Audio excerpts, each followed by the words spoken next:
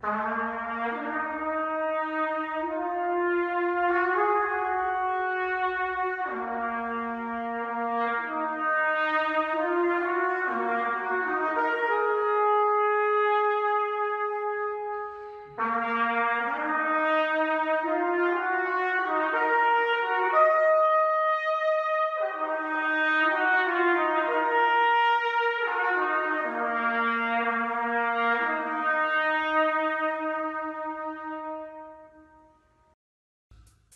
morning, my IBMOR brothers. Back again for morning talk. We'll see if it turns into a ramble. I have no clue. When I punch the button, I hope it comes across as authentic because it is not scripted. And I'm actually very bad at scripted videos. I might try it again, get better at it. Saying that you're bad at it is one thing, but as the Kabbalists say, you should focus on improving your weaknesses, because improving your weaknesses is actually a strength. But we'll work on that for the new year. Last night I was on the Code Breakers, and we're talking about the Georgia runoff for the Senate, and we're going back and forth. We're doing our usual chop up session, and a brother got on, and he wasn't pro anything. He wasn't really pro Republican or pro Democrat. He was just, like a lot of black men, were frustrated with the electoral process, right? And the standard thing is that we need to stop being beholden to the Democratic Party, which I have no problem with, because I'm not beholden to the Democratic Party, so I really can't jump on it for that. I stopped being beholden to the Democratic Party in 1988 once I figured out about the electoral process. But we went back and forth, and he said that we shouldn't be beholden to the Democratic Party, and maybe we should think about switching parties and stuff like that. We're going back and forth, and we're asking him, why would we switch? Why do you think black people should switch? And he says that Democrats get us feeling good, they give us promises, and they never really deliver. Or basically, as DC was saying, and Democrats promise and under-deliver. And so he said, well, what about the Republicans? And what happens with the Republicans, they don't promise anything. In fact, a lot of Republicans, especially Republican parties, especially before Donald Trump, they acted like they didn't even want the black vote. They never courted the black vote. The talking points coming out of the Republican Party was normally anti-black community. And so we're asking him, which is better, the party that overpromises and under-delivers, or the party that tells you that they're not going to give you anything? And he thought about it. He couldn't really say which one it was. And so he's just restated that voting Democrat has got us nothing and won't get us anything, and we need to make a change. And we kept asking him why. So this went around and round and round. And I asked him, I said, okay, since neither one is a solution, or this isn't a solution, I said, what is your solution? And he came back that not voting is a solution. Not voting at all is a solution. Not participating in the process is a solution. And I can't really squawk with that because I vote third party quite a bit. Most times, except for Barack Obama, I voted third party. And so he explained his reasons about why we should take a break and not participate. And he gave reasons like we should teach our children and bring our children up to vote differently and stuff like that. I said, okay, bro, how long do you think that will take? And he said probably between 15 and 20 years.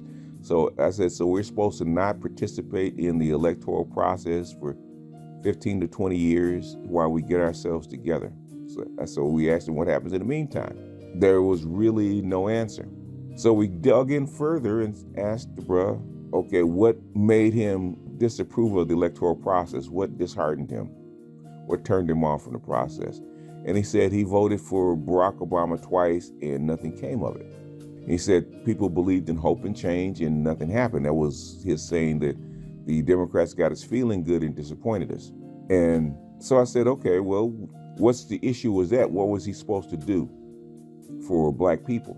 And he said he was supposed to make life better for black people. I said, okay. I said, but give us details. What was he supposed to do?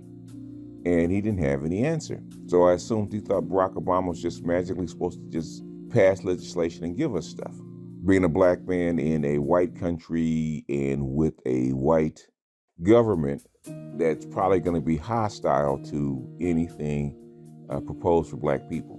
He's just supposed to magically get it done because he's a king, which he isn't a king, he's just a president, which basically manages the country, not rules the country. So I asked him, I said, the whole 8 years of Barack Obama's presidency, did we actually request him to do anything? And he said, no. I said, well, you're right, we didn't. I said, well, guess what Bill Clinton told Barack Obama before he took office? He says, don't worry about black folks because they don't ask for anything. And he was right. The whole 8 years Barack Obama was in office, black folks didn't ask for a thing. They just sat back and they were happy that Barack Obama was in office. And he and Michelle just every now and then came through and waved, and black folks were fine with it. And then just like this brother, went after 8 years passed, he got out of office, and then we started complaining. Like Barack Obama didn't do nothing. So I asked the brother, I said, what did the black folks ask for the whole 8 years? And the brother said nothing. They didn't ask for anything. I said, do you remember any campaigns or policies or anything that black folks really pushed for when Barack Obama was in office? He said, nope. And I said, bingo, that's the problem. Problem is that we go from election cycle to election cycle, and we only get interested during the time, the 2 months during the time before the election. That's when black folks get animated and then go back to sleep. And they never work during the administration to get things done. So I asked him, what do you think is more important? To vote, basically to participate in the voting process, or to work for the policy continuously during the administration to put pressure on the representatives, because they're not our leaders, they're our representatives, including the president. Republican government is a representative government. That's what it means. And those are representatives, and we don't, as black people, don't put pressure on our representatives to get things done. You know, all that pork was in the stimulus bill that everybody complained about, all the pork is in those bills. I said, those are the representatives having pressure put on them by their constituents to bring some of the goodies, or to share the goodies back home to their districts. That's what it's for. That's what your representatives for, to actually do something for your people, or bring opportunities to the people that they represent. But if those people don't ask for anything, guess what the job of the representative is? It's actually very easy and very hard at the same time. Because if you don't help them help you, shout out to Jerry Maguire, then nothing will get done. And I actually said, my group, my think tank, knew that Barack Obama would win a year before he won. We knew he would win. And a lot of my conscious folks, my Hotep folks, whatever you want to call them, were pissed off that Barack Obama would win. And when I asked them why, they said because black folks will go to sleep because they have a black man in office and won't ask for anything. Nothing to get done for black folks while Barack Obama's in office for the most part, because black folks will go in their slumber and won't do any work. They won't activate. They won't try to put pressure on people to do anything. And that's exactly what happened. So I asked the brother, what's more important, voting or activism, putting pressure on the body politic? He said, putting pressure on the body politic. I said, so let me ask you a question. How does not voting or participating help you with that thing, or would actually solve that problem of putting pressure on the body politic during the administration? He said it doesn't. I said, so your remedy that you propose, not voting or not participating, doesn't solve the problem? It doesn't. He said no. So basically, your gallbladder is all screwed up. It's got to get taken out because it's infecting your body. So you pull a tooth. You pull your wisdom tooth. In other words, you apply the remedy to another part of the body that's not infecting. You have a healthy wisdom tooth, but you pull it, think it's going to heal your gallbladder problem because you're using the wrong remedy. Does that make sense to you? He said no. And then after that, we have a very, very constructive conversation. But this is the issue with black people in this country. Very seldom do we actually identify the problem and actually construct a proper remedy. We think voting and talking about who's in office or who cheated on a vote or whatever it is is actually the proper remedy to get things done for black people. The whole thing is not about voting. Voting is hopefully putting somebody in office who you can actually listen to your concerns, and you can actually put political pressure on them to actually do something for you. More things got done during the COVID-19 and the pandemic and the marches and disturbances in 9 months than the previous 40 years, because people finally took it seriously and wasn't going to wait for an election. Those people out in the street didn't wait for an election. They let Congress know right now that we're pissed off and something needs to be done, and continue to be pissed off and something needs to be done. At least, regardless of whether I like what's going on in Washington, D.C. and the protest and whatnot, regardless of whether I like it or think it's a righteous cause, it doesn't matter. At least black people included, are actually taking this thing seriously. A vote is not enough. A vote was never enough. Voting is the minimum action that you need to do. And everybody keeps defaulting to money. Oh man, if you got enough money, you can buy your way in, buy your way out, blah, blah, blah. Yes, you can. Yes, you can. Money is one of the ways, one of the tools to get things done. That's called wealth. But there's the other two, which is force and persuasion. Force and persuasion actually lie in the hands of the people. Money is arbitrary. Without force and without persuasion, money doesn't mean very much, because wealth and money are an agreement. That's persuasion. And the laws and the framework that's enforced by society is force. People out in the street, believe it or not, is force or potential force. People on social media giving information and giving their opinions is persuasion. Consensus amongst the governed is persuasion. Your government will bend. Your government has to bend, because guess what? It governs by consent. United States government, whether it's the president, whether it's the Congress, whether it's the Senate, does not govern by force. They do not govern by money, because it's not their money. They cannot will an economy.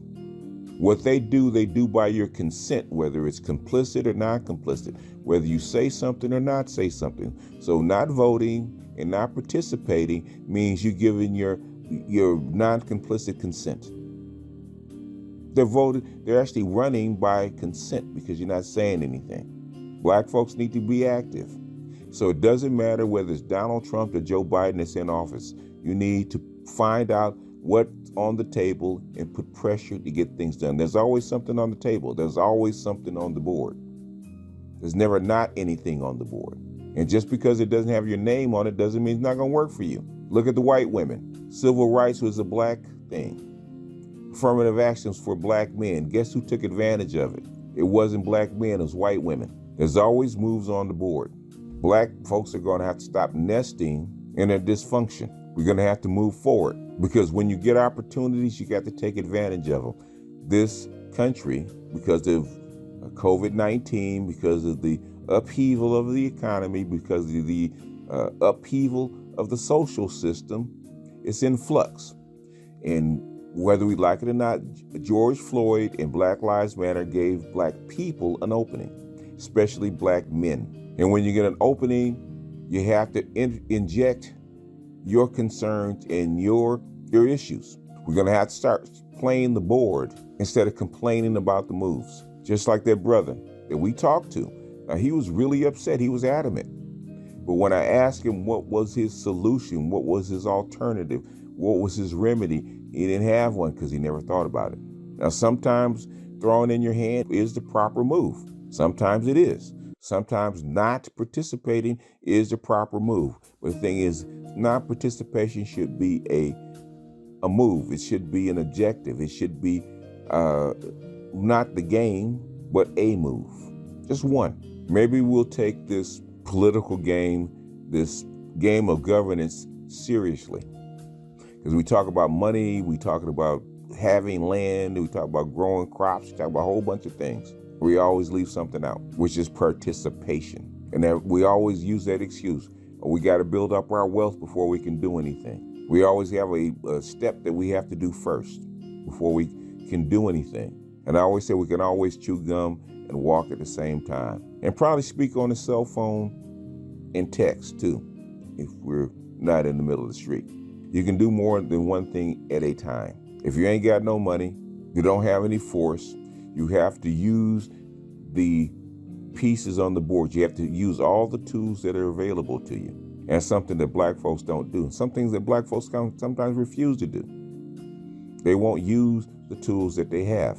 You use the tools that you have until you can get better. If you don't have the air compressor with the pneumatic gun and to actually nail wood to a structure, and all you got is the old-fashioned hammer and the old-fashioned nails, you need to build something, guess what? That's what you use until you can find better. If you don't have the electric saw, use the hand saw until you get better tools. You use the tools that are available. And I think we should concentrate on what the game board is and what the pieces are and what tools and strategies we have to actually enact. Sometimes they're apparent, sometimes they're not. Don't worry about the tools that you don't have. Don't worry about the strategies that you don't have.